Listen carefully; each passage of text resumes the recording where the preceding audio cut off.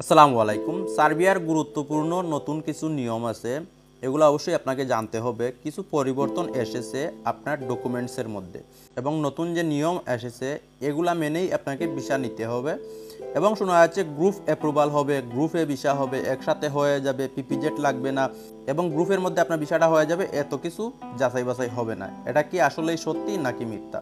এবং অনেকে অ্যাপ্রুভাল পাচ্ছেন না, কী জন্য অ্যাপ্রুভাল পাচ্ছেন না, অনেক দিন ধরে ওয়েট করতেছেন, এগুলো নিয়েও বিস্তারিতভাবে আলোচনা করা হবে এই ভিডিওতে। তো মূল ভিডিওতে যাওয়ার আগে আপনাদের বলেছি, এরকম ভিসা সম্পর্কিত বিভিন্ন দেশ সম্পর্কিত ইনফরমেটিভ ভিডিও কিন্তু আমার চ্যানেলে প্রতিদিন আপলোড হচ্ছে। আপনারা যদি মিস না করে যান তাহলে অবশ্যই চ্যানেলটা সাবস্ক্রাইব করে রেখে দিন। তো চলে যাচ্ছি এবার মূল ভিডিওতে। নতুন যে আপডেট এসেছে, ডকুমেন্টসগুলোর প্রয়োজন হবে নতুন নিয়মে, এগুলা নিয়ে প্রথমে আলোচনা করি। আপনার তো প্রথমে অবশ্যই একটা পাসপোর্টের প্রয়োজন হবে, যেটার মেয়াদ থাকতে হবে কমপক্ষে 1 বছর। তবে আমি প্রেফার করি নতুন একটা পাসপোর্ট যদি আপনার থাকে তাহলে অত্যন্ত ভালো হয়, না হলে পরবর্তীতে হয়তো লেন্দি প্রসেসে পড়ে গেলে আপনার জন্য একটা ঝামেলা আসতে পারে। তারপরে প্রয়োজন হবে একটা সার্টিফিকেটের, শিক্ষাগত যোগ্যতার যে সার্টিফিকেটটার প্রয়োজন হচ্ছে, এটা তো দিতেই হবে আপনাকে, অষ্টম শ্রেণী পাস অথবা এসএসসি পাস, তার উপরে হলে তো ভালো হয়। তারপরে হবে ছবি, এই ডকুমেন্টসগুলোর কিন্তু আপনার প্রয়োজন হবে। তারপরে এক্সট্রা একটা ডকুমেন্ট আপনার প্রয়োজন হতে পারে, প্রয়োজন নয় অবশ্যই, যদি থাকে তাহলে জমা দিয়ে দিতে পারেন।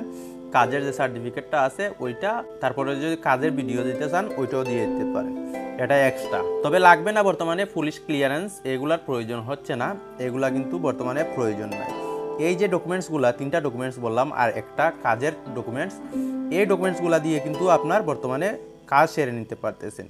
তারপরে কোম্পানির পক্ষ থেকে যেই ডকুমেন্টসগুলোর প্রয়োজন হবে, এগুলো হচ্ছে যে পিপিএজের যে আইডি নাম্বারটা আছে ওইটার প্রয়োজন হবে, তারপর কন্ট্যাক্ট পেপারের প্রয়োজন হবে, অ্যাকোমোডেশনের যে ব্যবস্থাটা ওইটার একটা ডকুমেন্টের প্রয়োজন হবে, থাকা খাওয়ার ব্যবস্থার যে ডকুমেন্টসটা ওইটার তো প্রয়োজন হচ্ছেই। তারপর যে ইনভাইটেশন লেটার, ওইগুলা দিয়ে আপনি অনলাইনে আবেদন করতে পারবেন। সরি, আপনি নয়, আপনার কোম্পানি আপনার জন্য আবেদন করবে। যারা বলে থাকে যে এই ডকুমেন্টসগুলোর প্রয়োজন নাই, পিপিজেডের প্রয়োজন নাই, এই যে কন্ট্যাক্ট পেপারের প্রয়োজন নাই, অ্যাকোমোডেশনের প্রয়োজন নাই, এটা হয়তো আপনাকে ভিজিট ভিসা দিয়ে দিচ্ছে। ভিজিট ভিসা বলে আপনার থেকে কাজের যে ভিসার দামটা ওইটা নিয়ে নিচ্ছে, তারপর আপনাকে ভিজিট ভিসা সার্বিয়াতে পাঠাবে, তারপরে আপনি ইলিগেল হয়ে পড়বেন। এটা কিন্তু অবশ্যই আপনাকে বুঝতে হবে। এগুলা কিন্তু প্রয়োজন আছে বর্তমানে, যে ভালো এজেন্সিগুলো আছে ওগুলোর সাথে যদি আপনি পরামর্শ করেন তাহলে অবশ্যই বলবে এগুলার প্রয়োজন আছে। তো আপনার জন্য তো অনলাইনে আবেদন করবে, 1 থেকে 3 মাস পর্যন্ত আপনাকে অপেক্ষা করতে হতে পারে, তারপরে আপনার জন্য পারমিট বের হয়ে আসবে। তো বর্তমানে যে সময়টা লাগতেছে এটা কমপক্ষে 1 বছর সময় লাগতেছে, এটা কিন্তু প্রত্যেকটা ভিডিওতেই আমি আলোচনা করি। 1 বছর অবশ্যই আপনাকে হাতে রাখতে হবে মিনিমাম, রেগুলার নিয়মে যদি আপনার বিষয়টা হয়ে যায় তাহলে। আর আপনার এজেন্সি যদি আপনার সাথে প্রতারণা করে বা কোনো রকম গাফিলতি করে কাজের মধ্যে, তাহলে কিন্তু এটা 1.5 থেকে 2 বছরও চলে যেতে পারে। তো অবশ্যই এখানে আরেকটা জিনিস আপনাদের বলে রাখি, আপনার যে সার্টিফিকেটটা এসএসসি পাস অথবা 8 পাস যে সার্টিফিকেটটা, ওইটাকে কিন্তু সার্বিয়ান ভাষায় ট্রান্সলেট করে, নোটারি করে, সত্যায়িত করে তারপরে আপনাকে জমা দিতে হবে। তাছাড়া যদি আপনি আমাদের ভাষায় অথবা ইংরেজিতে যে সার্টিফিকেটটা আছে ওইটাকে সত্যায়িত না করে আপনি যদি জমা দিয়ে দেন তাহলে কিন্তু হবে না। তো এই হচ্ছে নতুন যে পরিবর্তনটা এসেছে, আপডেট এসেছে এটা। তো পিপিজেড লাগবে না এ সম্পর্কে অনেকে বলতেছেন, অনেক এজেন্সি বলতেছে গ্রুপ ভিসা হবে, একসাথে হয়ে যাবে। দেখুন, একটা কোম্পানিতে যদি 8 জনে আবেদন করে, 10 জনে আবেদন করে, তাহলে কিন্তু 10 জনেরই একই পিপিজেড নাম্বার থাকে। আর তার সাথে যদি বেশি হয়ে যায়, 8 জনের বেশি হয়ে যায়, 8 জন পর্যন্ত পিপিজেড নাম্বার দিয়ে ওইটা সারিয়ে নিতে পারে। 8 জনের বেশি যদি হয়ে যায় তাহলে কিন্তু ফরেন মিনিস্ট্রি থেকে রুল বুকস উঠাতে হবে, উঠিয়ে জমা দিতে হবে 8 জনের যদি বেশি হয়ে যায় একসাথে।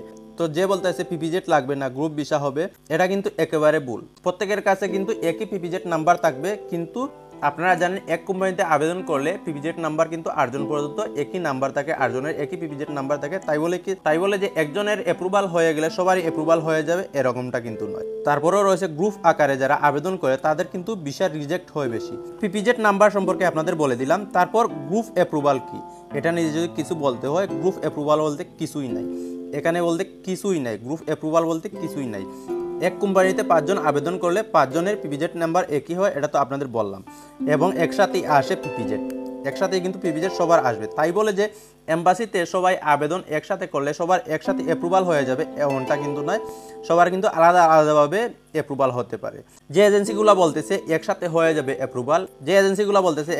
যাবে অ্যাপ্রুভাল এম্বাসিতে, এটা কিন্তু একটা প্রতারণা, আপনার কাছ থেকে প্রতারণা করতেছে, আপনার কাছ থেকে প্রতারণা করে টাকাগুলো হাতিয়ে নেওয়ার একটা দান্দা করতেছে, এরকম কিন্তু ঘটতেছে বাংলাদেশে। তো এখানে আরেকটা জিনিস আছে, কোম্পানির যদি এখানে 5 জন লোকের প্রয়োজন হয়, তারা আবেদন করে বসে 20 জনের, 25 জনের, 30 জনের, কোম্পানির 5 জন লোকের প্রয়োজন। তারপরে দেখা যাবে যখন ওইটা এম্বাসিতে যাবে, আপনারা 30 জনে পেয়েছেন একই কোম্পানি থেকে পারমিট, তাদের লোকের প্রয়োজন 5 জন।